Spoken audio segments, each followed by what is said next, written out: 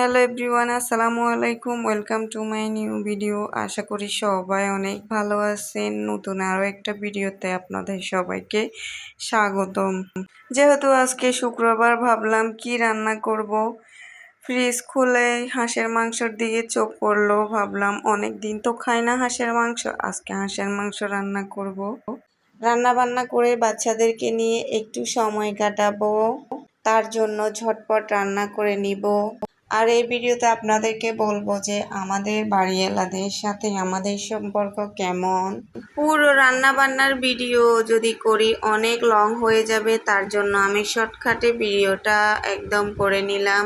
কারণ ছোট ভিডিওগুলো সবাই পছন্দ করে, লং ভিডিও দেখার ধৈর্য সবার থাকে না।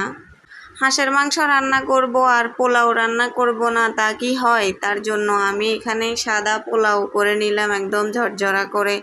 এখন আমরা তাড়াতাড়ি খেয়ে নিব। দুপুরে খেয়ে দিয়ে আমরা একটু বিশ্রাম নিব, কারণ বিকালে আমাদেরকে বাড়িওয়ালাদের বাসায় যেতে হবে আর কি। এই তো আমরা এখন বিকেলবেলা তাদের বাসায় চলে আসলাম। তো এসে দেখি আমাদের জন্য অনেক আয়োজন করে ফেলছে। বাড়ির আন্টি এখানে পায়েস রান্না করছে নিজের হাতে। আমাকে বলে যে খেয়ে দেখো, নিজের হাতে রান্না করছি, মাশাল্লাহ ভালোই হয়েছে। এদিকে আমরা নাস্তা করছি আর আমার ছেলেটা দেখেন, মনে হয় যে নিজেদের বাসায় খেলতেছে, এরকম করতেছে আর কি। খাওয়া দাওয়ার প্রতি ওর কোনো লোভ নাই, শুধু দুষ্টুমি আর কি। যাই হোক, আমাদের নতুন বাসার বাড়িওয়ালারা কিন্তু অনেক ভালো, তারা অনেক আন্তরিক আমাদের জন্য। তো নাস্তা পানি করলাম আর ভাবলাম একটু ছাদে উঠি। ছাদে তো এখন রোদ নেই, আর ছাদে তেমন একটা আশাও হয় না। আমরা বাসা নিয়েছি এ পর্যন্ত, আজকে প্রথম উঠছি ছাদে। আমার তেমন একটা ছাদে উঠা হয় না আর কি।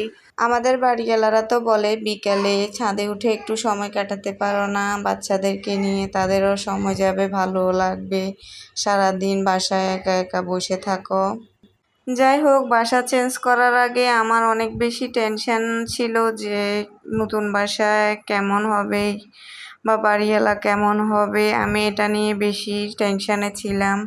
যাই হোক, ওনারা অনেক বেশি ভালো। অনেক বাড়িওয়ালারা দেখি ভাড়াটিয়াদের সাথে কথাও বলে না, আর ওনারা এসে আমাদের খোঁজ খবর রাখে। আর কিছু বাড়িওয়ালারা তো একটা বাড়ি করে মনে হয় যে বিশ্ব জয় করে ফেলছে, কি ভাড়াটিয়াদের সাথে ভালো সম্পর্ক রাখবে। মানুষকে তারা মানুষে মনে করে না, তাদের কাছে ভাড়াটিয়াদের মূল্য 4 আনার সমানও না। আসলে টাকা থাকলেও হয় না, মন মানসিকতারও দরকার থাকা লাগে।